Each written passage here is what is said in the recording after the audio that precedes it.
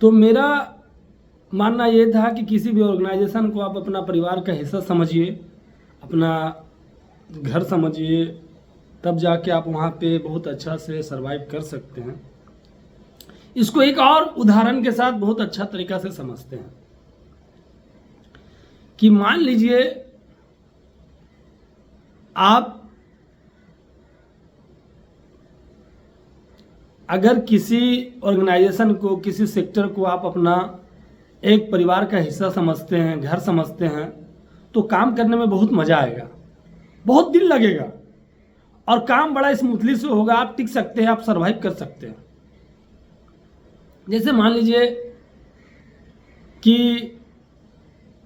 इंसान का शादी होता है, तो शादी होने के बाद में लड़की भी लड़के के घर आते हैं, तो उसे भी समझने के लिए कुछ वक्त लगता है, कुछ समय लगता है। 1 महीना, 2 महीना, 5 महीना, 6 महीना टाइम लगता है। और जब वो समझ जाती है अपना ससुराल को, तो उस लड़की का लाइफ बहुत अच्छा से स्मूथली से चलने लगता है। अपने सास ससुर से, अपने देवर से, अपने ननद से, अपने जेठानी से, अपने घर परिवार के लोगों से जब अच्छा ट्विनिंग बन जाता है तो बड़ा मज़ा आता है उसको रहने में, उसको लाइफ सर्वाइव करने में। किसी तरह का कोई रिस्ट्रिक्शन फील नहीं होता है। तो उसको भी उस जगह पे समय देना पड़ता है, समझना पड़ता है।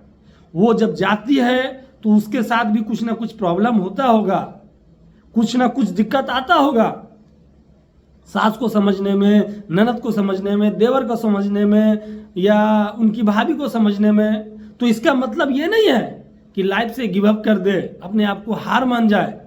तो जब वो समझ जाती है तो लाइफ बड़ा स्मूथली चलने लगता है।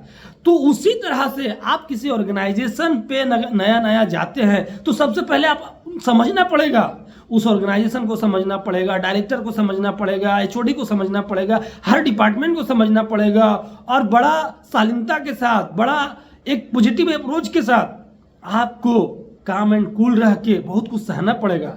तब यकीन मानिए आप बहुत अच्छा से वहां पे काम कर सकते हैं। आपके अंदर जो टैलेंट है, आपके अंदर जो पोटेंशियल है, वो बाहर उभर के निखर के आ सकता है। क्योंकि हर इंसान में कुछ ना कुछ टैलेंट होता है, बस उस टैलेंट को समझने के लिए दरकार है और उसे अपने आप को एग्जीक्यूट करने का दरकार है। तो जब आप अपने एचओडी को, अपने डिपार्टमेंट को किसी दूसरे डिपार्टमेंट के साथ में एक अच्छा ट्विनिंग, एक अच्छा रिलेशनशिप बिल्डअप करते हैं, तो कोई आपको क्यों परेशान करेगा? डेफिनेटली है कि आपको तरक्की होने से कोई नहीं रोक सकता है, बट आपको टाइम देना पड़ेगा। कभी आपको किसी डिपार्टमेंट को समझने के लिए टाइम देना पड़ेगा, कभी आपको इंसान को समझने के लिए टाइम देना पड़ेगा, कभी आपको अपने एचओडी सर को समझने के लिए टाइम देना पड़ेगा, कभी आपको दूसरे डिपार्टमेंट के एचओडी सर को समझने के लिए टाइम देना पड़ेगा।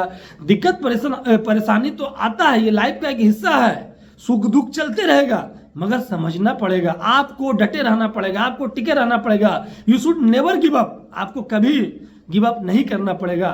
तब आप एक इंजीनियर हो, आप एक डॉक्टर हो, आप एक अच्छा काम करने वाला व्यक्ति हो, फिटर हो, ऑपरेटर हो, आईटीआई कोई भी सेक्टर में हो, तब आपका खुल के एनर्जी बाहर आएगा और आप बहुत अच्छा से तरक्की कर सकते हैं। तो इस तरह से अपने आप को कहीं पे भी जाइए, समय दीजिए, समझिए, अकबकाने से कुछ नहीं होता है। मेरा मेन उद्देश्य है लोगों को जागरूक करना, और देश में बहुत सारे लोग हताश हो जाते हैं, निराश हो जाते हैं।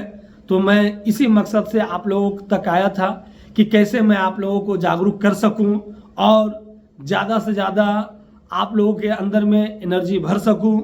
आप तभी जाके तरक्की कर सकते हैं। युवाओं में इस चीज़ को बहुत कमी है कि वो एक जगह नहीं टिक पा रहे हैं। आपको टिकना चाहिए, आपको समय देना चाहिए, तब युवाओं का एनर्जी, युवाओं का टैलेंट, युवाओं का जो उनके अंदर निखार है वो उभर के आएगा। और देखिए अब कितना तरक्की कीजिएगा। इसी के साथ मैं विदा लेता हूँ।